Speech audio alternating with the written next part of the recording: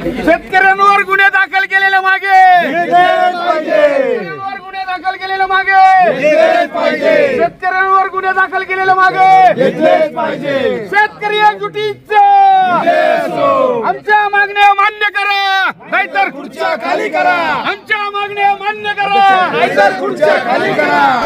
तहसीलदार साहेबांना एक विनंती आहे की आम्ही जे जुन्नर तालुक्यातील महाविकास आघाडीचे सगळे पदाधिकारी कार्यकर्ते व शेतकरी या ठिकाणी जमलेलो आहोत। आमच्या शेतकऱ्यांवर जो काही अन्याय या जुलमी राज्य सरकारने आणि केंद्र सरकारने केलेला आहे त्याचं निवेदन आम्ही आपणास देत आहोत। आमच्या मागण्या पुढील प्रमाणे आहेत।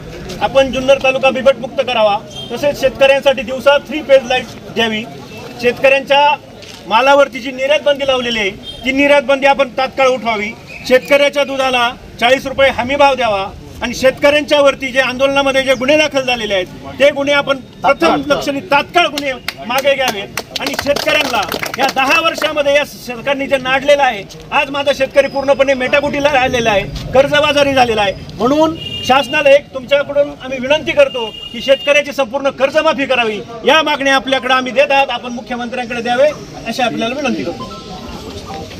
आमच्या मागण्या मान्य करा शेतकरी एकजुटीचं शेतकरी एकजुटीचं छत्रपती शिवाजी महाराज की जय, जय भवानी, जय शिवाजी। शेतकरी एकजुटीचा महाविकास आघाडीचा महाविकास आघाडीचा।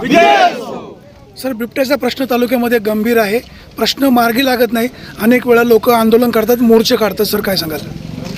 बिबट्याचा प्रश्न तसेच जुन्नर तालुक्यातील शेतकऱ्यांच्या विविध प्रश्नांच्या बाबतीत महाविकास आघाडीच्या या तालुक्यातील सर्व नेत्यांनी दिलेलं हे निवेदन आज या ठिकाणी शासनाच्या वतीनं मी स्वीकारलेलं आहे। त्यामधील बिबट्याच्या प्रश्नाबद्दल निश्चितच तालुक्यामध्ये गांभीर्य आहे, बरंचसं धोरणात्मक काही निर्णय देखील त्याच्यामध्ये आवश्यक आहेत।